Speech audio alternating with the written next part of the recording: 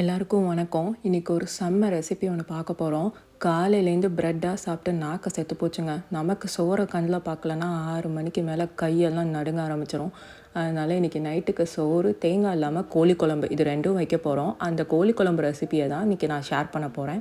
வாங்க குயிக்காக வீடியோக்குள்ளார போகலாம்.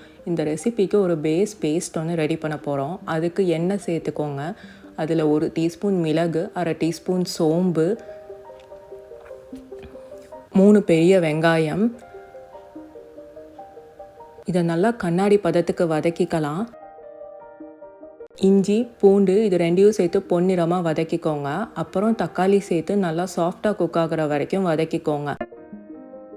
நம்ம கொஞ்சம் மஞ்சள் தூள், மிளகாய் தூள், கரம் மசாலா இதெல்லாத்தையும் சேர்த்து ஒரு 3-4 நிமிஷம் வதக்க போகிறோம். இதெல்லாம் நல்லா வதங்கினதுக்கு அப்புறமா தண்ணி இல்லாமல் ஆற வச்சு அரைச்சிக்கலாம்.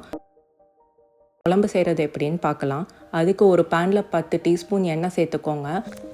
தாளிக்கிறதுக்கு பட்டை இலை, லவங்கம், கிராம்பு, சோம்பு, கொஞ்சம் நறுக்கின வெங்காயம், தக்காளி இதெல்லாம் சேர்த்து நல்லா வதக்கிட்டு இது கூட நம்ம மறுபடியும் கொஞ்சோண்டு மஞ்சள் தூள், கருவேப்பிலை பொடி, மிளகாய் தூள், கொஞ்சமாக கரம் மசாலா இதெல்லாத்தையும் சேர்த்து வறுத்துக்க போகிறோம்.